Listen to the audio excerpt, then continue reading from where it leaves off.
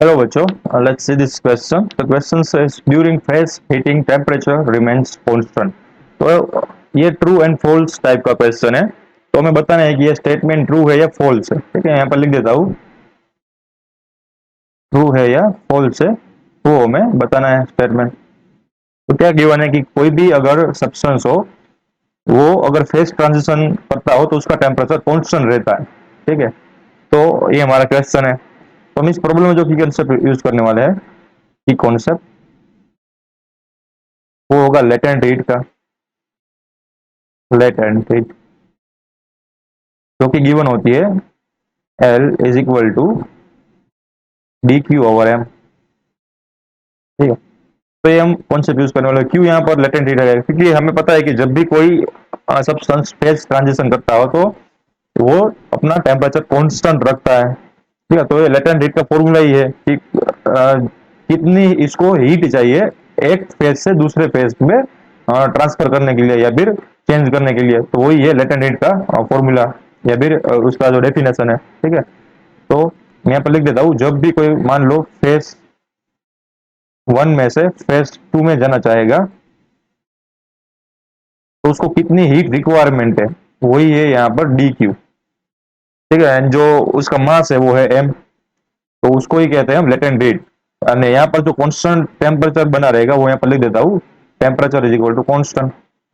इस प्रोसेस के दरमियान टेम्परेचर कांस्टेंट रहेगा। अब ऐसा क्यों होता है वो हमें ब्रीफली इंट्रोड्यूस करते हैं। ठीक है, फाइन करते हैं क्यों होता है। ये तो ट्रू हो गया, आंसर तो हमारा आ गया ना ट्रू, क्योंकि कोई भी फेज ट्रांजिशन करता हो टेम्परेचर क्या होने का कांस्टेंट। बट क्या क्यों हो रहा है? तो मान लो कि हमारे पास ऐसे कोई एक सॉलिड था फॉर एग्जांपल, तो सॉलिड क्लोज पैक में होते हैं। ठीक है, ज्यादा हिल डुलता नहीं है, ऐसे फिक्स होते हैं। तो ये हमारे पास सॉलिड था। अब क्या किया कि अब हमें उसको लिक्विड में कन्वर्ट करना है। तो हम उसको क्या करेंगे, नीचे से मान लो हीट देंगे, हीट प्रोवाइड करेंगे, यानी कि डी क्यू प्रोवाइड करेंगे। तो सॉलिड का ना हो तो आपको पता है कि कोई भी मटेरियल के अंदर दो एटम एक दूसरे से नजदीक आते हैं तो उसके अंदर इंटर एटॉमिक जो फोर्स होता है वो लगने लगता है, यानी कि अट्रैक्शन फोर्स अब लगना स्टार्ट हो सकता होगा यहाँ पर। तो मान लो कि ये जो लाइन में बना रहा हूँ वो फोर्स ऑफ अट्रैक्शन की है। ठीक है, सारे एटम्स की ऐसे ऐसे, तो एक दूसरे की ओर अट्रैक्शन फोर्स लगा रहे होंगे ऐसे। ठीक है ना, सारे के सारे। अब क्या होगा, अब आपने हीट देना स्टार्ट किया तो ये क्या करेगा कि ये जो अट्रैक्शन फोर्स लग रहा था वो अब उसकी जो लेंथ थी फॉर एग्जांपल ये वाली डी, वो बढ़ाना स्टार्ट कर देंगे। यानी कि अब जो एटम की अरेंजमेंट होगी वो इस तरह से होगी, कुछ यहाँ से यहाँ तक की ऐसे कुछ होगी। ठीक है ना, तो देखो अब ये जो डी लेंथ थी उन दोनों के बीच की इंटरमोलिकुलर डिस्टेंस वो बढ़ गया।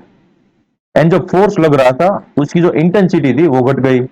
तो मैं छोटे से एरो से बनाता हूँ, इंटेंसिटी घट गई फोर्स की, तो काफी कम मात्रा में फोर्स लग रहा है। यानी कि ये जो फ्री टू मूव है, अब ये जो मोलिक्यूल है सारे के सारे वो फ्री टू मूव है, तो इन्होंने फेस ट्रांजिशन कर दिया सॉलिड में से अब लिक्विड में आ गया। क्योंकि हमें पता है लिक्विड में क्या होता है, वो थोड़े थोड़े से फ्री टू मूव होता है, गैस की तरह नहीं है कंप्लीटली फ्री है, बट अभी भी कंस्ट्रेंट में थोड़ा सा फोर्स लग रहा है। अब वापस से यहाँ पर आप हीट दोगे डी क्यू जितनी, तो अब वापस से ये क्या करेंगे, वापस से अपना जो इंटरमोलिकुलर डिस्टेंस है वो बढ़ा देंगे एंड एक दूसरे से काफी ज्यादा दूर हो जाएंगे।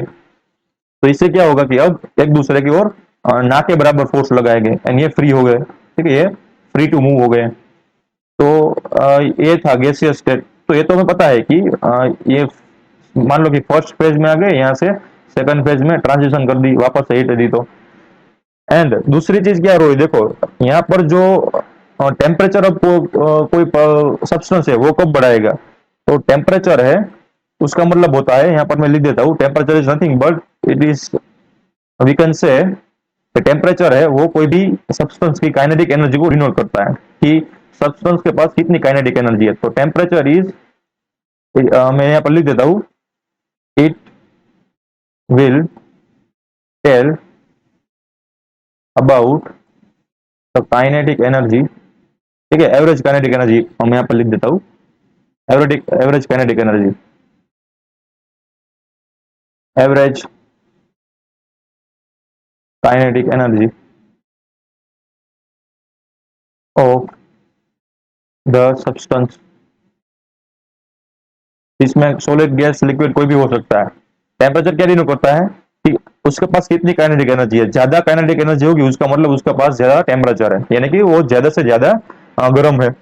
कम काइनेटिक एनर्जी का मतलब ज्यादा से ज्यादा वो ठंडा है।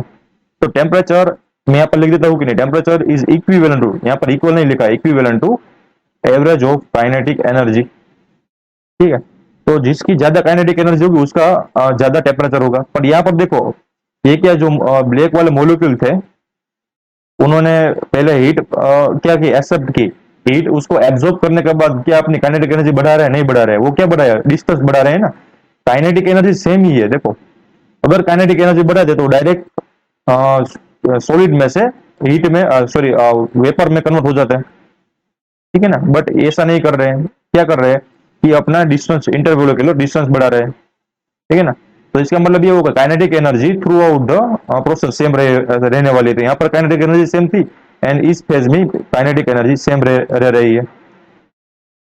काइनेटिक एनर्जी का मतलब ये पर यहाँ पर ये हुआ कि जो इसका जो वाइब्रेशन था अपनी इक्विलिब्रियम पोजीशन से, यहाँ से ऐसे ऐसे वो मूव कर रहा था, वो सेम रहेगा, यहाँ पर भी सेम रहेगा। ठीक है, अब वापस से आपने यहाँ पर काइनेटिक सॉरी हीट दी, तो वापस से ये क्या करेंगे, अपना फेस चेंज करके इस स्टेट में आ गए, गैसियस स्टेट में आ गए। ठीक है, तो अब ये फ्री टू मूव हो गए। अब यहाँ पर ये गैसियस स्टेट में आने के बाद अब यहाँ पर आप हीट दोगे डीक्यू जितनी, तो अब ये अपना टेम्परेचर बढ़ाएगा, क्योंकि यहाँ पर अब कोई उसके पास फोर्स नहीं है। ठीक है, डिस्टेंस बढ़ाने का कुछ है नहीं। पहले सारी की सारी एनर्जी कहाँ पर वो खर्च कर देता था, इंटरमोलिकुलर डिस्टेंस बढ़ाने में। अब यहाँ पर कोई फोर्स रहा नहीं, तो फोर्स के लिए कोई एनर्जी अब वो उसको एक्सपेंड करने की जरूरत नहीं है। तो अब वो क्या करेगा, अपनी काइनेटिक एनर्जी है ना वो बढ़ाएगा, तो जिससे कि टेम्परेचर बढ़ेगा। तो यहाँ से फाइनली उसका टेम्परेचर बढ़ना स्टार्ट हुआ। ठीक है ना, तो अब हम बोल सकते हैं कि जब भी कोई सब्सटेंस कोई भी तरह का फेस ट्रांजिशन करे, सॉलिड टू लिक्विड या फिर solid to direct vapour, gas to vapour, कोई भी, तो उस दौरान उसका टेम्परेचर कांस्टेंट रहता है। ठीक है, तो हमारा जो फाइनल आंसर हो गया of the question is, from the concept latent heat is that true, this statement is true. I hope you understood it well. Best of luck.